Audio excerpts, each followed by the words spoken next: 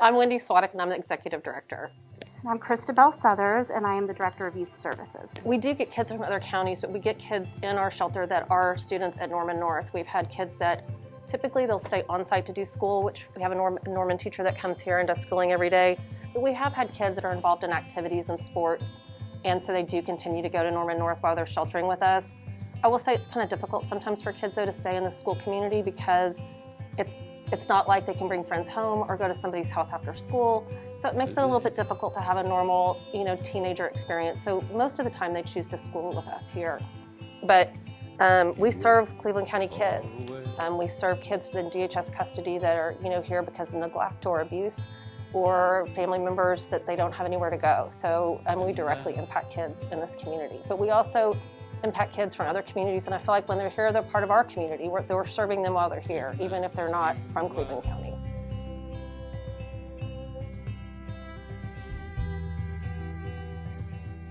What could I say? Serve our kids to the best of our ability. And an example of that is in the summer, we run a summer Head Start, early Head Start program, and the majority of the state didn't run their programs this summer. And we said, we need to do it. We need to see how it looks. We need to open it up. We need to get these kids back. We need to serve these families. They need to get back to work.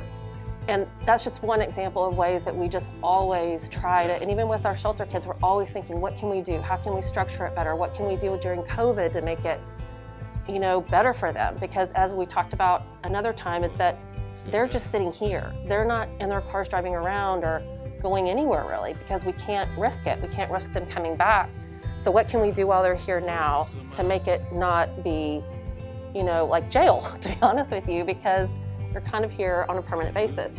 So I hate to be broad like that, but that's really how I feel. I'm proud of everything we do. I'm proud of our staff. I'm proud of our employees. There's nobody that works for us that I don't feel like is always giving 110%, and that says a lot with almost 300 employees. Yeah, overwhelming gratitude is what we all have for it, and just absolute humility. Every agency, I think, particularly in mental health, deals with funding cuts, it seems like often. And so, but yet sometimes the crises seem to get bigger and bigger. COVID's even a good example of that, so we're having to do more with less now, finding new ways to keep the kids interested and not be bored, and new ways to educate them. And there's so many things, and a lot of that takes funding, frankly, and people sometimes don't recognize that. And so the fact that we would have a group of high school kids that would work so hard to raise this money for us to provide all of these services and the things that are needed to our kids it's really breathtaking and unbelievable.